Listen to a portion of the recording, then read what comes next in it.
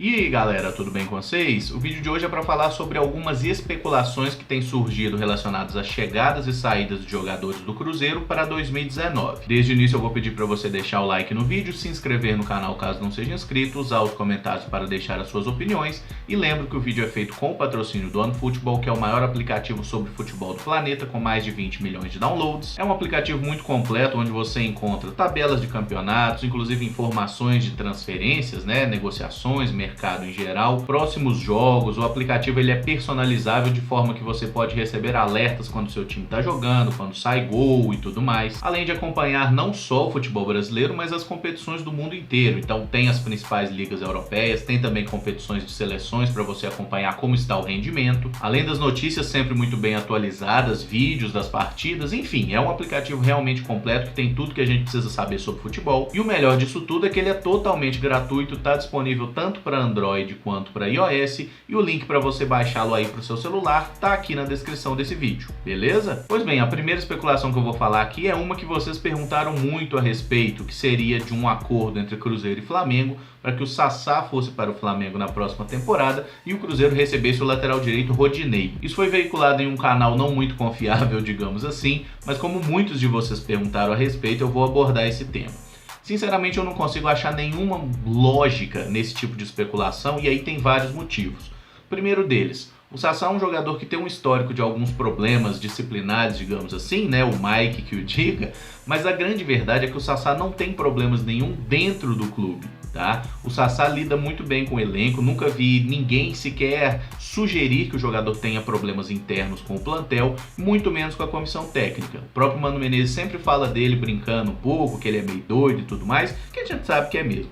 E da mesma forma o Sassá também sempre falou muito bem do Mano Menezes em todas as entrevistas que deu a respeito. A torcida do Cruzeiro também gosta muito do Sassá, pelo menos em sua maioria. Já no caso do Rodinei, é um cara que aparentemente é muito querido dentro do elenco, mas a torcida do Flamengo quer matar o Rodinei. É um cara que não tem ambiente para continuar no clube para a próxima temporada, é um cara que realmente é muito criticado pela torcida e o Rodinei certamente vai sair do Flamengo. Seja para cá ou para qualquer outro clube, é um jogador que não vai permanecer lá para 2019. Eu nem acho o Rodinei um jogador ruim, para ser bem sincero, eu acho que ele tem suas qualidades, tem muito problema no aspecto defensivo, mas ele é um lateral muito forte fisicamente, é um cara muito rápido, que tem qualidade, sabe fazer um cruzamento. A questão é que quando o cara tá sem confiança, a torcida já tá pegando no pé, nada que ele tenta fazer dá certo. Então ele acaba se afundando ainda mais nessa lama.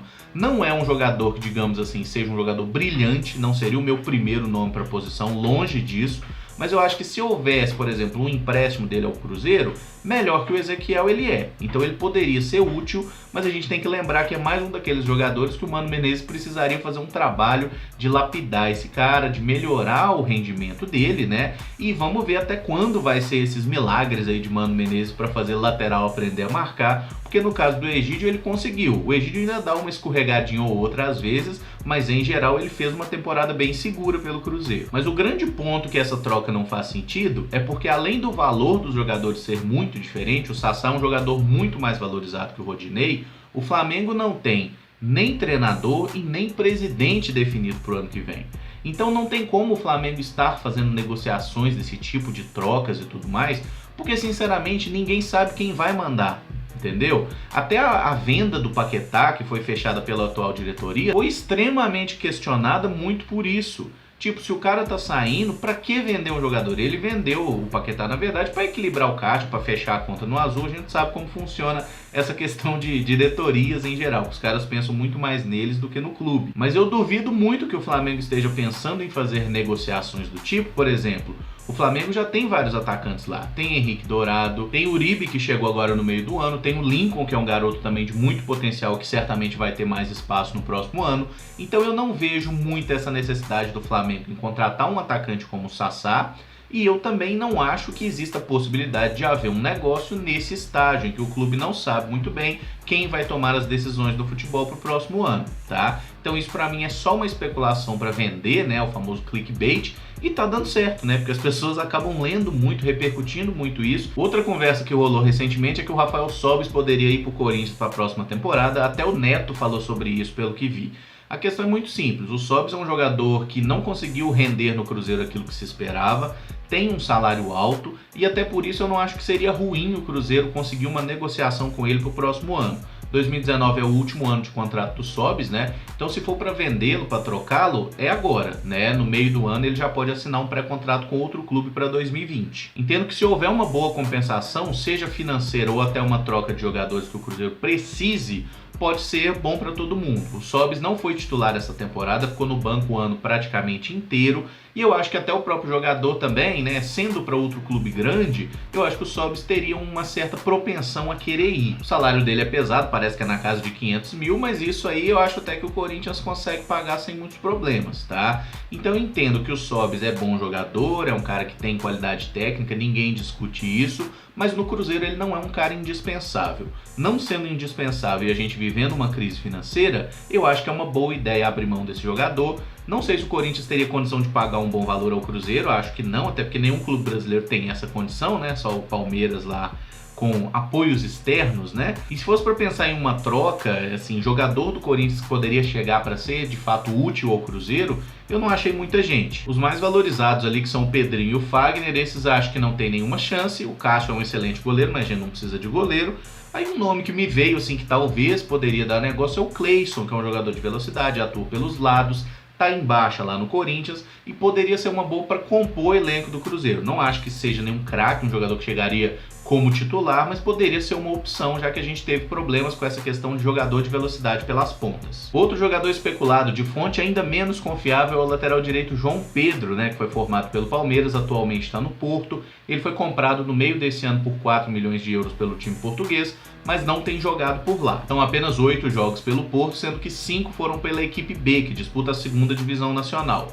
Os outros 3 jogos ele fez em competições de taças nacionais, ele não foi nem relacionado para nenhum jogo do Campeonato Português da primeira divisão e nem da Liga dos Campeões. Ou seja, o cara tá encostado lá. Eu acho até que existe uma possibilidade de empréstimo e isso eu tentaria. A gente falou de Rodinei, falou de Ezequiel e tudo mais. Eu acho o João Pedro um bom lateral direito, um jogador melhor do que essas opções. Seria um bom cara para chegar e disputar a posição com o Edilson, não ser um mero reserva, disputar a posição de verdade. Ele tem bom recurso técnico e uma prova disso é que na época de Chapecoense ele jogou até como meio armador durante um tempo. É um jogador que eu gosto do futebol, apoia bem, tem alguns aspectos defensivos a melhorar, como a maioria dos laterais brasileiros é assim. Comprar o jogador me parece totalmente fora de cogitação, mas um empréstimo eu acho que o Porto aceitaria. Então eu tentaria trazê-lo num empréstimo aí por 1 ano ou 1 ano e meio, eu acho que até o Porto aceitaria liberá-lo até o meio de 2020 sem problemas, né? Porque a temporada europeia acaba no meio do ano. E por fim vou só esclarecer a situação de 2 jogadores bem experientes que vocês citaram, pediram aí recentemente, que são o Nenê, meia do São Paulo, e o Diego, meia do Flamengo. E eu explico agora por que eu acho que esses jogadores não seriam uma boa para o Cruzeiro. O Nenê estava com problema com o Aguirre, que era o treinador do São Paulo, mas o Aguirre foi mandado embora e aparentemente o Nenê recuperou o seu prestígio lá dentro, então não deve sair do São Paulo. Mas mesmo se fosse para sair, eu não acho que o Nenê seria uma boa, porque ele é um jogador meio estrelão. É medalhão, é caro, isso a gente já sabe. Mas tem o fato dele ser um cara meio estrela que não aceita ser banco. E no Cruzeiro hoje, onde o Nenê poderia jogar? Disputando posição com o Thiago Neves, né? Não tem outro setor, não dá para cogitar jogar com 2 caras dessa idade e com tão pouco comprometimento defensivo. Sendo assim, a única coisa que a gente conseguiria com uma contratação desse tipo é arrumar problema, tá? Porque são 2 jogadores que jogam para a mesma posição, nenhum dos 2 aceita muito bem a ideia de ficar na reserva. Então, assim, é óbvio que isso ia dar merda. E no caso do Diego é parecido, o Diego é até um jogador mais profissional que o Nenê, é um cara que, por exemplo, foi pro banco no Flamengo, aceitou numa boa, não ficou criando caso, e isso conta positivamente para ele. Mas tecnicamente o Diego não rendeu no Flamengo aquilo que se esperava, é uma grande decepção pro clube. Inclusive, para quem não lembra, foi o Diego que errou o pênalti, né, que o Fábio defendeu, e a gente foi campeão da Copa do Brasil 2017. É um jogador que no momento que o Flamengo precisou dele para decidir, ele cagou no pau. Além disso, eu assisto muito o jogo do Flamengo, é um time que eu esperava um bom futebol, mas muitas vezes não consegue, e o Diego tem um papel decisivo nisso. É um jogador que segura muito a bola, que carimba demais, que demora a soltar e não deixa o jogo do Flamengo fluir. Eu vi isso em grande parte da temporada pelo clube. Até por isso eu entendo que o Diego é um bom jogador, mas assim como o Nenê, ele também seria um cara para disputar a posição com o Thiago Neves. Então eu não gostaria do Diego aqui, porque além de caro, ele é um jogador que não tem rendido bem. E se for pra gente apostar em um jogador que não tá rendendo bem, vamos apostar em jogadores mais novos, né? Jogadores que estão aí no canto da sereia, né? Já estão no fim de sua carreira. Não acho que seja uma boa ideia a gente fazer apostas desse tipo, especialmente sendo jogadores tão caros. Até porque se tem uma coisa que a gente reclamou do Cruzeiro esse ano é que era um time de idade mais avançada, que muitas vezes não conseguia ser competitivo como deveria. E convenhamos que jogador de peso o Cruzeiro já tem demais. O que o Cruzeiro está precisando é de fazer esses jogadores renderem melhor. Então imagino e espero que as movimentações de mercado do Cruzeiro nessa janela sejam menos com jogadores assim tão pesados e mais com jogadores que sejam promissores, que tenham mostrado qualidade em algum lugar, que estejam talvez em baixa no momento, mas que o Cruzeiro possa trazer para apostar, e outros jogadores que estejam de fato se destacando em seus clubes. Bom galera, o vídeo fica por aqui. Se gostou, deixa o like, se inscreve no canal caso não seja inscrito e usa os comentários para deixar as suas opiniões a respeito. Muito obrigado por acompanhar, um abraço, até o próximo vídeo. Valeu!